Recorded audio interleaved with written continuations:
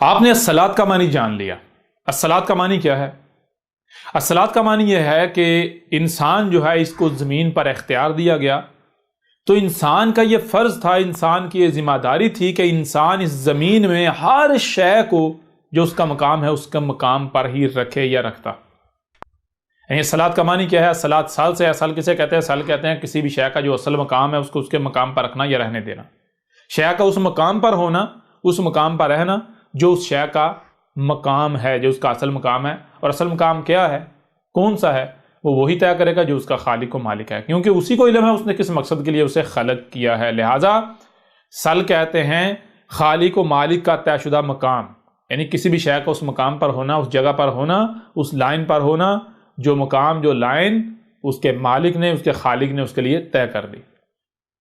لہذا اسی سے ہے الصلاۃ۔ تو الصلاۃ کا معنی کیا؟ الصلاۃ کا معنی یہ ہے کہ انسان جو ہے اس کو زمین پر اختیار دیا گیا، تو انسان کے اوپر یہ لازم ہے، یہ فرض ہے کہ انسان زمین میں ہر شے کو اس کے اصل مقام پر رکھے۔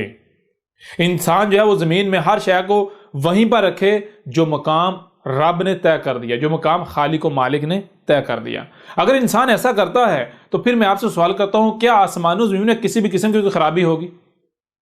بتائیں ذرا آپ، کیا پھر کسی قسم کی کوئی فحاشی ہوگی، کوئی خرابی ہوگی، کوئی منکرات رہیں گی؟ سوال ہی پیدا نہیں ہوتا۔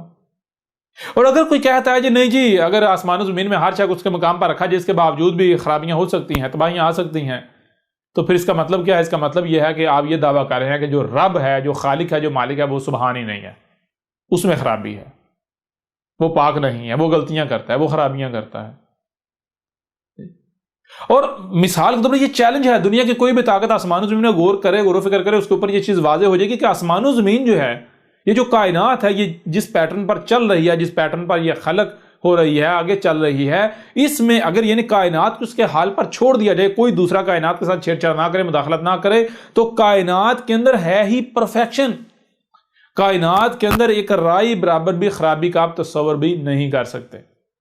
مثال کے طور پر جب یہ انسان اس زمین پر آیا ہے، انسان کے وجود میں آنے سے پہلے کیا یہ زمین موجود نہیں تھی؟ یہ زمین موجود تھی۔ کیا زمین پر اور جاندار اور مخلوقات موجود نہیں تھی؟ موجود تھی۔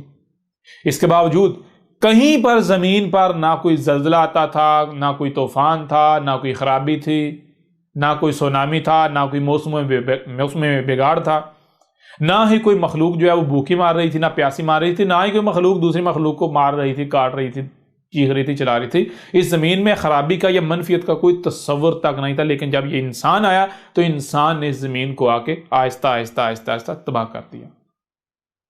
تو جب انسان نے اس کو تباہ کیا تو یہ انسان کی ذمہ داری ہے کہ اپنی غلطی کی، اپنے بگاڑ کی اصلاح کر لے، اس سے پہلے کہ اسے سزا دی جائے۔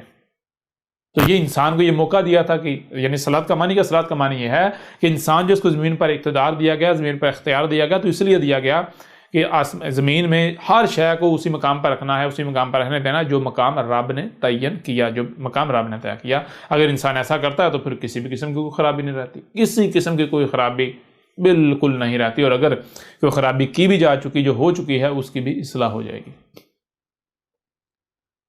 اب اس کے مقابلے پر آپ خود، میں آپ سے سوال کرتا ہوں، اب پوری دنیا میں جتنی چاہے نمازیں، یعنی ساری دنیا کی ساری دنیا نمازیں پڑھنا شروع کر دے، مسلمان ہو جائے، نمازیں پڑھنا شروع کر دے، کیا نمازوں سے آسمان و زمین ٹھیک ہو جائیں گے؟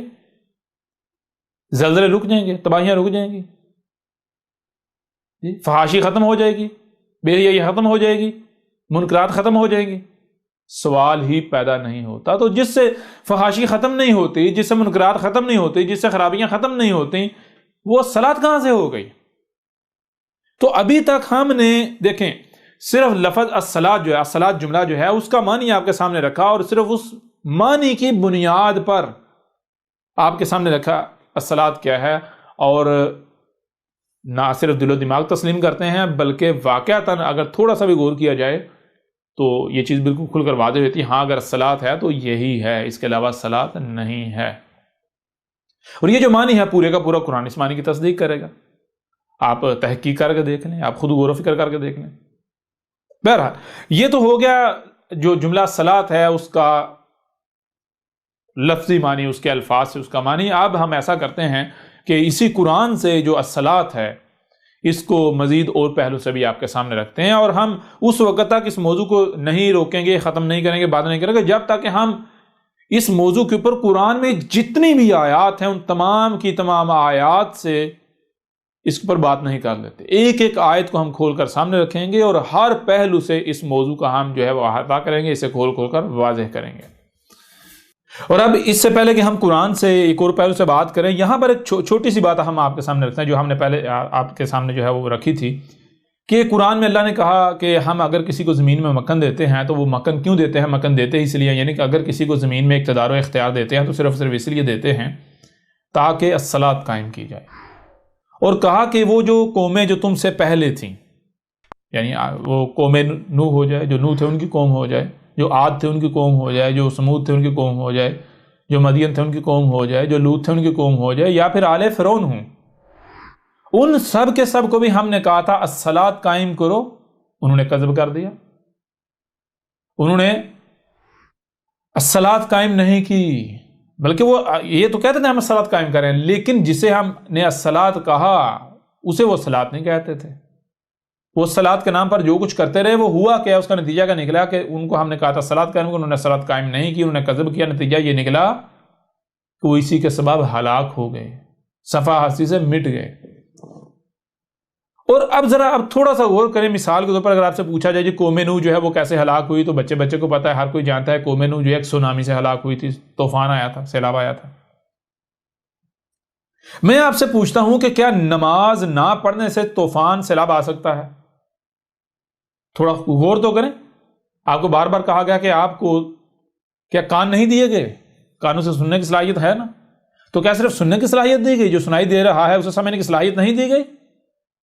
آپ کو آنکھیں دی گئی یا نہیں دی گئی؟ آنکھوں سے کیا ہے؟ آنکھوں سے دیکھنے کی صلاحیت ہے، تو کیا صرف دیکھنے کی صلاحیت دی؟ جو دکھائی دے رہا ہے اسے سمجھنے کی صلاحیت نہیں دی نا؟ تو لہذا جو بھی آپ کو سنائی اور دکھائی دے رہا ہے آپ اسے سمجھیں۔ سمجھتے کیوں نہیں آپ سمجھیں گے تو حقیقت آپ کے سامنے آ جائے گی۔ آپ ذرا غور کریں، آپ خود غور کریں کہ کیا نماز نہ پڑھنے سے، اگر ایک قوم نماز نہیں پڑھتی تو سونامی آ جائے گا؟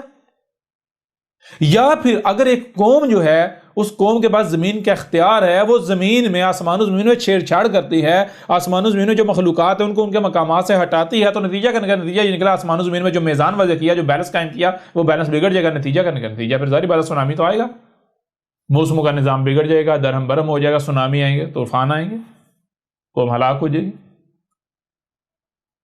اسی طرح جو قوم عاد تھی اور جو قوم سمود ان کو لے لیں، وہ ایٹمی جنگوں سے ہلاک ہوئی دونوں قومیں، ان دونوں کے درمیان جو ایٹمی جنگیں ہوئیں، پہلے قوم عاد جو ہے وہ ایٹمی جنگ کا شکار ہوئی، اس کے بعد پھر قوم سمود جو وہ بھی ایٹمی جنگ کا شکار ہوئی۔ کیوں؟ یہ ہتھیاروں کی دوڑ، یہ ہتھیاروں کی دوڑ کیسے شروع ہوتی ہے؟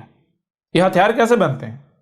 اگر انسان اسی مقام پر رہے جو مقام نیچر نے، اس کے رب نے اس کا طے کر دیا، اور ہر شے کو اسی کے مقام پر رکھے، تو کیا کسی بھی قسم کی تفریق پیدا ہوگی؟ کوئی تفریق پیدا نہیں ہوگی۔ کوئی دشمنی ہوگی؟ کوئی دشمنی نہیں ہوگی۔ جب کوئی تفریق نہیں ہوگی، کوئی دشمنی نہیں ہوگی، کوئی اختلاف نہیں ہوگا، تو ایک دوسرے، یعنی ہتھیار کیوں بنائے جاتے ہیں؟ ہتھیار تو ایک دوسرے کے خلاف بنائے جاتے ہیں نا۔ تو پھر کیا ہتھیار بنانے کی کوئی نوبت پیش آئے گی؟ سوال ہی پیدا نہیں ہوتا۔ لہذا وہ قومیں، اب دیکھیں ذرا غور کریں، نماز نہ پڑھنا یا نماز کا ایٹمی جنگ کے ساتھ کوئی تعلق ہو سکتا ہے؟ جی آپ نمازیں پڑھو تو ایٹمی جنگ نہیں ہوگی، ہے نا؟ عجیب بات جی، ایسا ہو سکتا ہے؟ جی انہوں نے نمازیں نہیں پڑھی تھی تو وہ جناب ایٹمی جنگ کا شکار ہو گئے، القاعدہ کا شکار ہو گئے۔ وہ بھائی نمازوں کے ساتھ کوئی تعلق ہی نہیں ہے۔ اسی طرح قوم لوط، ان کو لے لیں، یا آل فرعون کو لے لیں، آل فرعون غرق ہوئے، وہ بھی سمندری طوفان سے جو ہے وہ غرق ہوئے، سونامی سے۔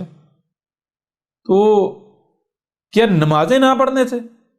فرعون نے کیا کیا تھا؟ ایک طرف رب کہہ رہا ہے، قرآن میں اللہ کہہ رہا ہے کہ ہم نے آل فرعون کو اس لیے غرق کیا کیونکہ وہ الصلاۃ کے منکر، ان کو ہم نے کہا تھا کہ الصلاۃ قائم کرو، انہوں نے الصلاۃ قائم نہیں کی، انہوں نے کذب کیا الصلاۃ کا، نتیجے میں وہ ہلاک ہوئے۔ دوسرا قرآن کہہ رہا ہے کہ فرعون کیا کرتا تھا؟ فرعون جو ہے اس کو زمین میں ہم نے اقتدار دیا تھا، اختیار دیا تھا، مکن دیا تھا، وہ اس کا ناجائز استعمال کر رہا تھا، وہ ان اختیارات کا ناجائز استعمال کر رہا تھا، وہ زمین میں فساد کر رہا تھا، وہ مخلوقات کے حقوق سلب کر رہا تھا۔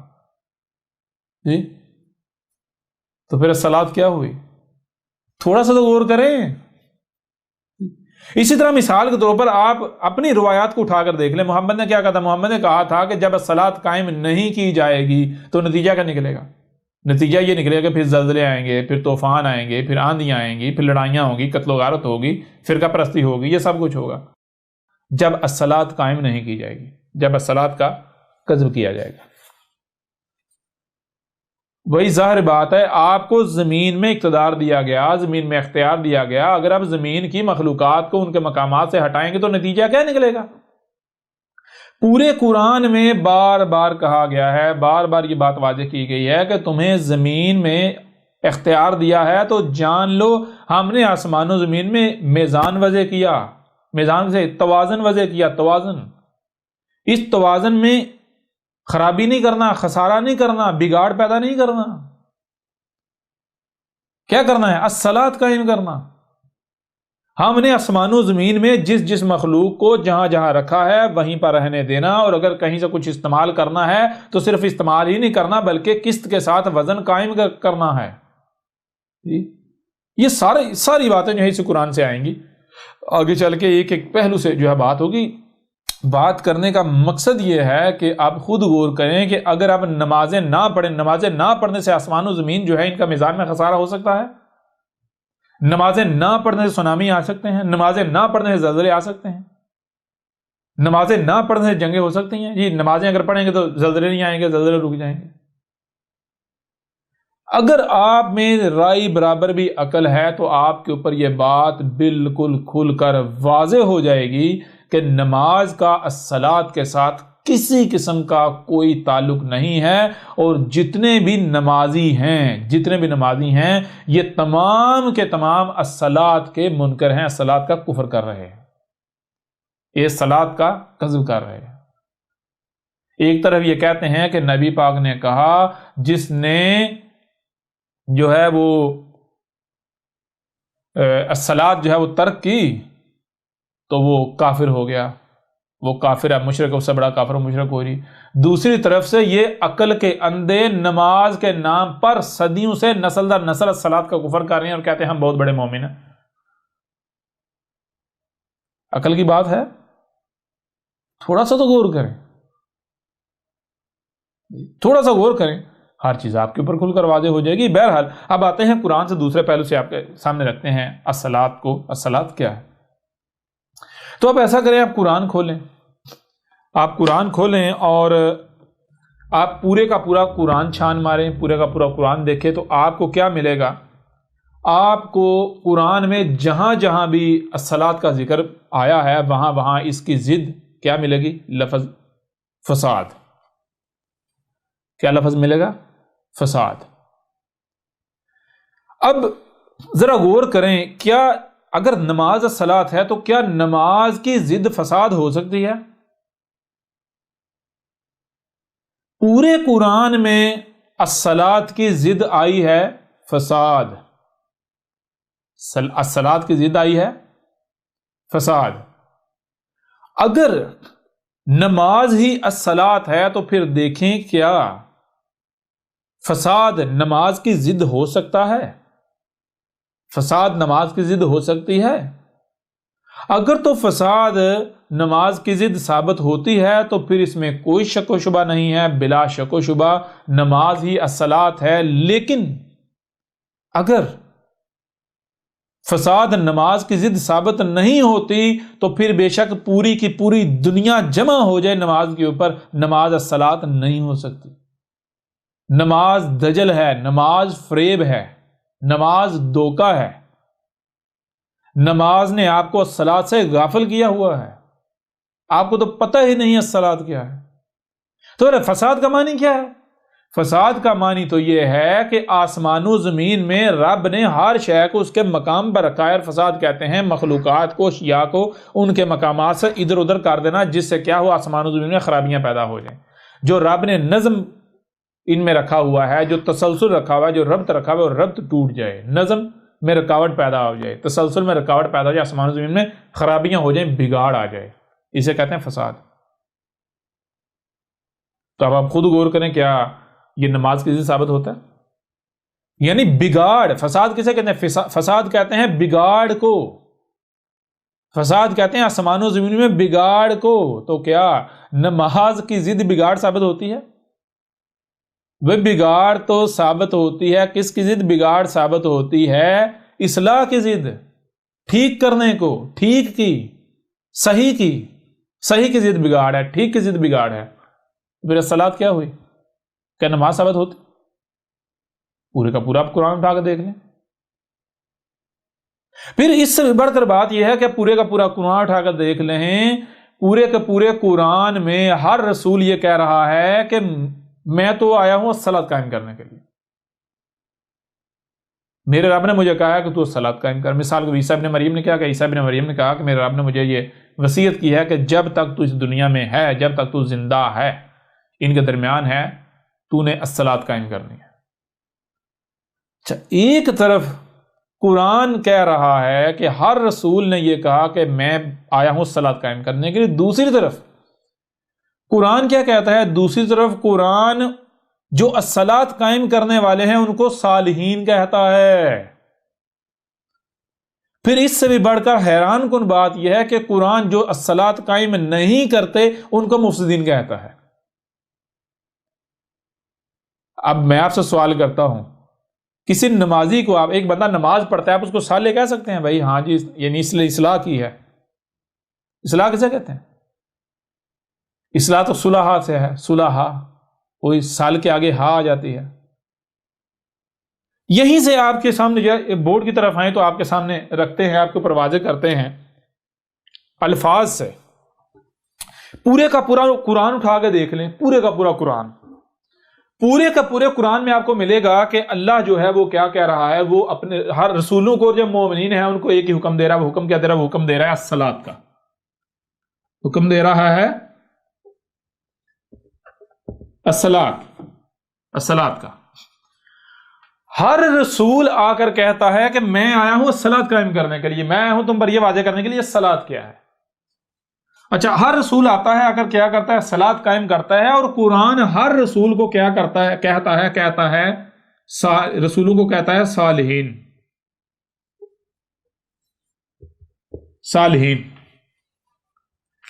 یعنی قرآن کہتا ہے جو الصلاۃ قائم کرتے ہیں وہ کون ہیں؟ وہ ہے صالحین. اور اس کے برعکس جو الصلاۃ قائم نہیں کرتے، قرآن ان کو کہتا ہے، یعنی جو الصلاۃ قائم نہیں کرتے تو وہ کیا کرتے ہیں؟ وہ قرآن کہتا ہے وہ کرتے ہیں فساد. الصلاۃ کی ضد فساد. اور قرآن ان کو کیا کہتا ہے؟ قرآن ان کو کہتا ہے مفسدین. قرآن کو کہتا ہے مفسدین. ایک یعنی قرآن میں دو طرح کے لوگوں کا ذکر آیا ہے. ایک وہ گروہ ہے جو صالحین ہے، دوسرا وہ گروہ ہے جو کہ مفسدین ہے. یعنی قرآن میں صرف اور صرف دو طرح کے لوگوں کا ذکر آیا ہے، جوڑا ہے لوگوں کا دو طرح کے.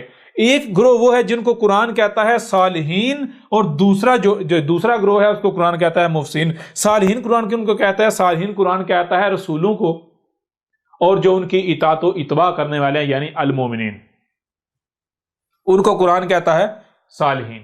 صالحین کون ہیں؟ صالحین ہیں رسول،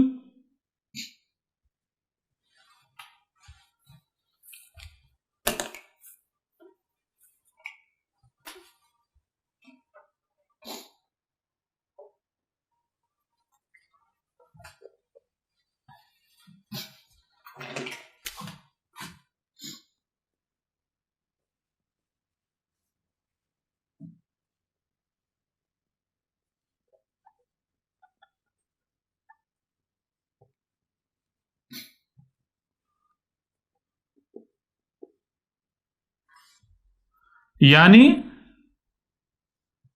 مومنین. قرآن میں ایک گروہ وہ ہے جن کو قرآن صالحین کہہ رہا ہے، اور وہ کون سا گروہ ہے؟ وہ ہے رسول اور رسولوں کی اطاعت و اتباع کرنے والے، یعنی مومنین. ان کو قرآن کہتا ہے صالحین.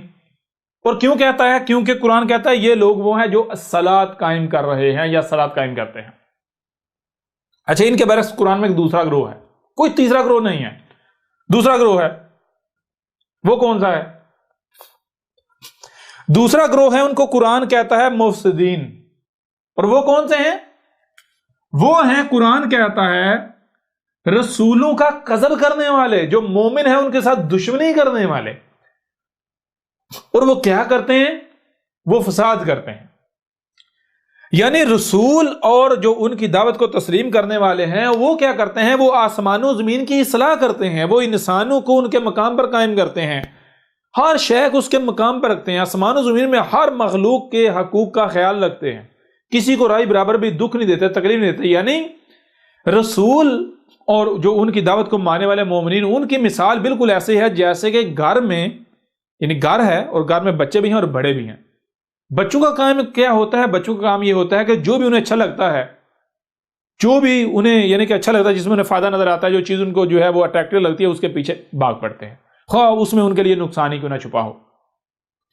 اب جو والدین ہوتے ہیں، جو بڑے ہوتے ہیں، وہ کیا کرتے ہیں؟ وہ نہ صرف گھر کی دیکھ بھال کرتے ہیں بلکہ وہ بچوں کی دیکھ بھال کرتے ہیں، بچوں کی بہترین تربیت کرتے ہیں، بچوں کو ہر اس کام سے، اس شے سے بچاتے ہیں جس میں یا جس سے ان کو نقصان پہنچ سکتا ہے، جس میں بھی ان کے لیے نقصان چھپا ہوا ہے۔ ٹھیک ہے، تو بالکل یہی کردار، جیسے گھر میں ایک ذمہ دار والدین جو ہوتے ہیں، گھر میں جو ذمہ دار بڑے ہوتے ہیں، یہ کردار ہوتا ہے کن کا؟ یہ کردار ہے رسولوں اور ان کی دعوت کو تسلیم کرنے والوں کو۔ وہ کیا کرتے ہیں؟ وہ آسمان و زمین کی اصلاح کرتے ہیں، وہ ہر مخلوق کو اسی مقام پر رکھتے ہیں جو مقام رب نے طے کیا ہے، کسی مخلوق کو بھی اس کے مقام سے نہیں ہٹاتے۔ ٹھیک ہے، اور دوسرے وہ لوگ ہیں جو ان کا جوڑا ہے، وہ کیا ہے؟ وہ فساد کرتے ہیں۔ وہ کیا کرتے ہیں؟ وہ آسمان و زمین میں جو مخلوقات ہیں ان کو ان کے مقامات سے ہٹاتے ہیں، ان کے مقامات سے ہٹاتے ہیں۔ جب آپ آسمان و زمین میں مخلوقات ان کے مقامات سے ہٹائیں گے تو نتیجہ کیا نکلے گا؟ میں آپ سے سوال کرتا ہوں۔ آپ کو سننے کے لیے کان دیے گئے، دیکھنے کے لیے آنکھیں دی گئی، جو سنائی اور دکھائی دے رہا ہے اسے سمجھنے کی صلاحیت دی گئی، تو آپ ان کا استعمال کریں۔ کیوں نہیں کرتے؟ جب آپ ان کا استعمال کریں گے آپ کے اوپر بالکل کھل کر واضح ہو جائے گا یہ آسمان و زمین، یہ کائنات ایک ہی وجود ہے، اس میں تمام کی تمام مخلوقات کی مثال آپ کے جسم میں اعضاء کی مانند ہے۔ آپ ذرا خود غور کریں کہ آپ کے جسم سے خون نکال لیا جائے، آپ کے جسم سے کسی مخلوق اس کے مقام سے ہٹا دیا جائے، نتیجہ کیا نکلے گا؟ آپ کے جسم میں کوئی چھیڑ چھاڑ کی جائے، نتیجہ کیا نکلے گا؟ جب بالکل یہی مثال آسمان و زمین کی ہے، اس کائنات کی ہے، تو پھر اس کائنات میں اگر کسی مخلوق آپ اس کے مقام سے ہٹاتے ہیں تو نتیجہ کیا نکلا؟ کہ آسمان و زمین میں خرابیاں نہیں ہوں گی، یہ فساد نہیں ہوگا، تباہیاں نہیں آئیں گی، زلزلے نہیں آئیں گے، طوفان نہیں آئیں گے۔ تو یہ ہے ایک گروہ جو ہے ان کو قرآن صالح کہہ رہا ہے، صالحین کہہ رہا ہے۔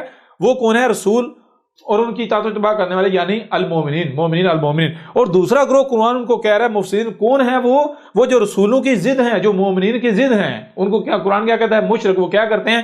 وہ فساد کرتے ہیں، وہ ان کی اصلاح نہیں کرتے بلکہ وہ بگاڑ پیدا کرتے ہیں۔ اب اسی مثال کو قرآن جو ہے وہ ان کو، جو مومنین کو صالحین کہتا ہے، صالحین کیوں کہتا ہے؟ ذرا غور کیجئے، صالحین کس سے بنتا ہے؟ صالحین جمع کا صیغہ ہے اور یہ بنتا ہے صالح سے۔ صالح کس سے بنتا ہے؟ ذرا غور کیجئے گا، صالح بنتا ہے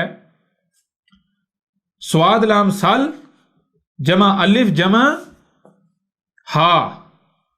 اگر آپ نے حروف تہجی والی نشست نہیں سنی، نہیں دیکھی، تو اسے آپ سنے دیکھیں، آپ کے اوپر واضح ہو جائے گا صالح کا معنی کیا بنتا ہے۔ ہم یہاں ڈیٹیل میں نہیں جائیں گے لیکن ہم محترم حروف جو ہیں ان کو واضح کریں گے۔ یہاں پر یہ جو الف ہے یہ سواد کے بعد آتا ہے، لیکن اصل جو لفظ ہے وہ یہ سال ہے اور الف ہے اور ہا ہے۔ ٹھیک ہے، جب الف جو ہے سواد کے بعد آئے گا شروع میں تو وہ بن جائے گا، یعنی فائل بن جائے گا۔ بہرحال سال کا معنی کیا ہے؟ سال کا معنی ہے شے کو اس کے مقام پر رکھنا، شے کا اس کے مقام پر ہونا، جو اس کا اصل مقام ہے اس کی لائن پر ہونا۔ آگے الف جو ہے وہ بنتا ہے، یعنی آتا سواد کے آگے، جس سے وہ کیا، وہ فائل بن جاتا ہے۔ تو یہ سال کا معنی کیا ہے؟ کہ کوئی ہے جو کیا کر رہا ہے، جو شے کو یا اشیاء کو، مخلوقات کو ان کے مقامات پر رکھ رہا ہے۔ سال کا معنی کیا ہے؟ سال کا معنی ہے کہ ہر شے کا یا مثال کے طور پر کوئی جو ہے مخلوقات کو، اشیاء کو، جس پر کسی کو اختیار دیا گیا ہے، تو جس پر اختیار دیا گیا ہے اس میں وہ ہر شے کو اس کے مقام پر رکھ رہا ہے۔ تو جب ہر شے کو اس کے مقام پر رکھا جائے گا، نتیجہ کا نکلا، نتیجہ یہ نکلے گا ہا۔ ہا کسے کہتے ہیں؟ ہا کہتے ہیں بیلنس کو، جیسا کہ پتہ ہے پرسکون، بیلنس، متوازن۔ اور اس کی ضد ہے خا۔ خا کسے؟ اسی طرح خراب ہے، خا سے خر کسے کہتا ہے؟ رے چلنا، اور خا ڈسٹربنس، ڈس بیلنس، بیلنس کا بگڑنا، توازن بگڑ جانا، تھر تھرانا، کانپنا۔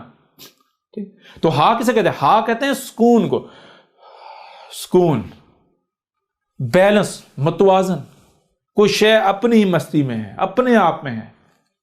ٹھیک ہے.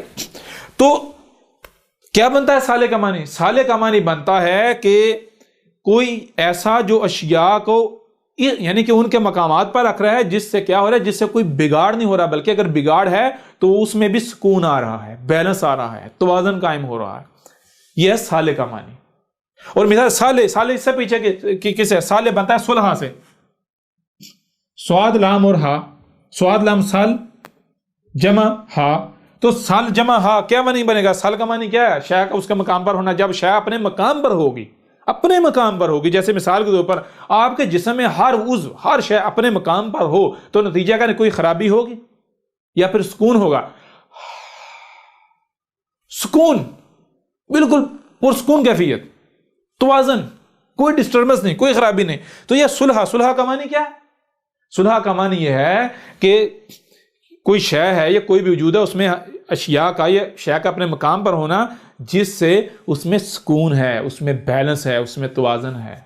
ٹھیک ہے جی. تو یہ صلح سے صالح، اور صالح کی جمع صالحین. اب مجھے یہ بتائیں، صالحین کی ضد مفسدین کیا بنے گی؟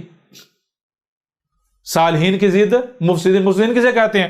ضرور جب صالحین کہتے ہیں آسمان و زمین میں، مثال کو سب سے پہلے تو آپ کو یہ جاننا آپ کو اختیار کس پر دیا گیا، کس میں آپ کو اختیار دیا گیا، کس پر آپ کو اختیار دیا گیا. اگر تو آپ کو آپ کے جسم پر اختیار دیا گیا تو اس کا مطلب کیا ہے؟ آپ نے اپنے جسم کی اصلاح کرنی ہے، اس وجود کی اصلاح کرنی ہے، کیونکہ یہ جسم آپ کو دیا گیا، یہ آپ کے پاس رب کی امانت ہے.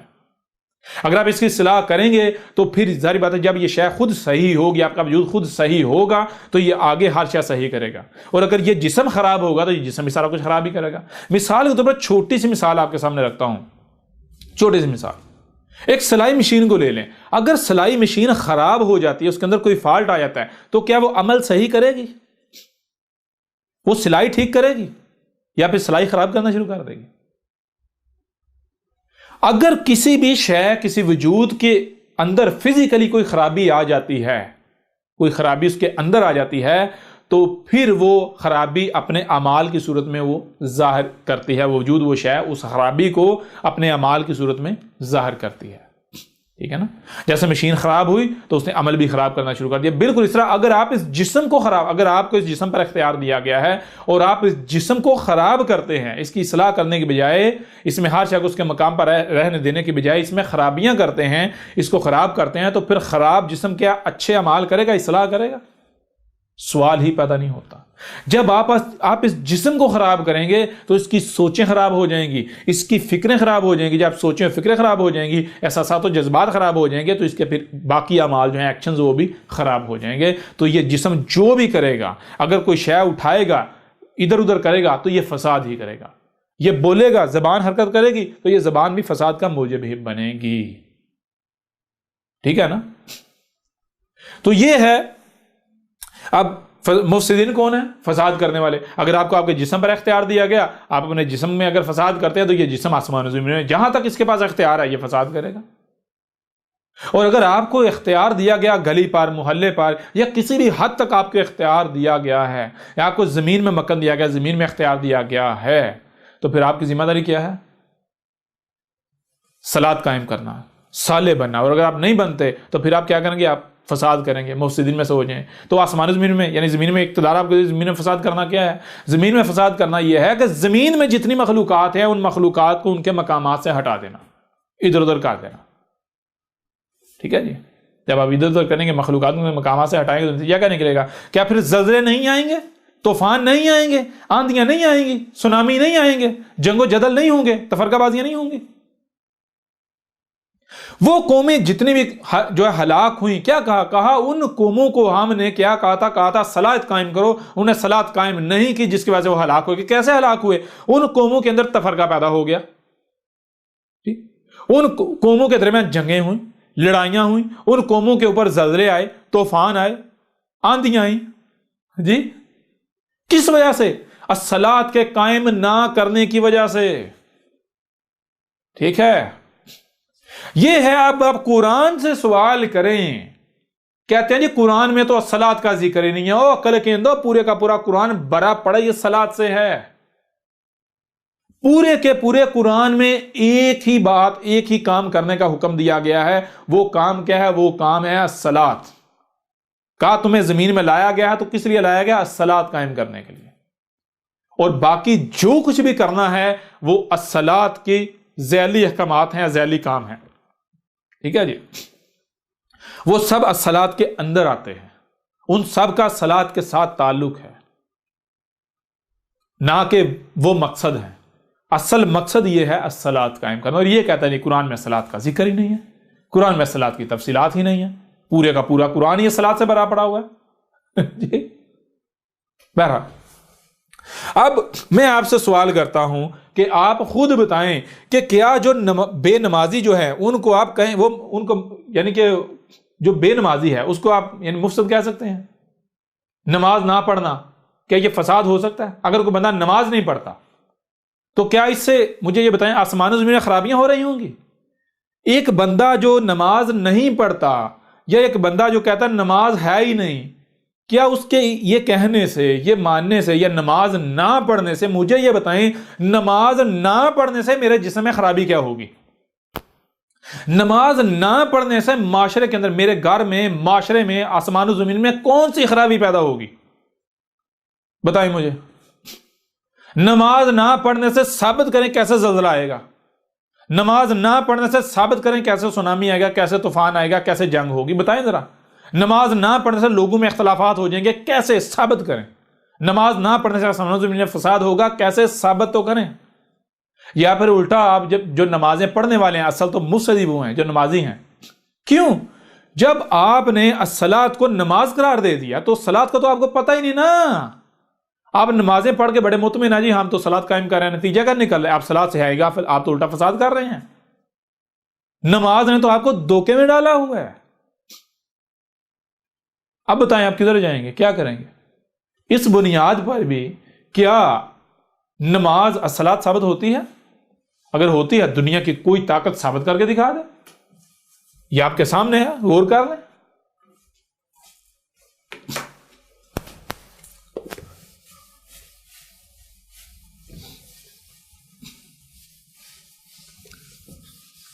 یوں اس پہلو سے بھی آپ کے سامنے جو ہے وہ رکھ دیا الصلاۃ کیا ہے۔ اب اور ایک اور پہلو سے، یعنی قرآن سے ایک اور پہلو سے آگے بڑھتے ہیں۔ اس طرح آگے بڑھتے بڑھتے یعنی اسی قرآن سے ہر پہلو سے ہم الصلاۃ کو کھول کھول کر واضح کریں گے، ہر پہلو سے آپ کے سامنے رکھیں گے، کوئی ایک بھی پہلو جو ہے وہ ہم نہیں چھوڑیں گے، ہر پہلو سے ہم قرآن سے الصلاۃ کو کھول کھول کر واضح کریں گے۔ اب ایسا کریں کہ قرآن کے شروع میں ہی ہم جو ہے ابتدا سے ہی بات کرتے ہیں۔ سورہ بقرہ جو ہے اگر آپ کھول سکتے ہیں، سورہ بقرہ کھول لیں جی، تو یہ دیکھیں سورہ البقرہ جو ہے یہ کہاں سے شروع ہو رہی ہے؟ یہ شروع ہو رہی ہے الف لام میم ذالک الکتاب لا ریب فیہ ھدی للمتقین، یہ پہلی دو آیات ہیں سورہ البقرہ کی۔ لیکن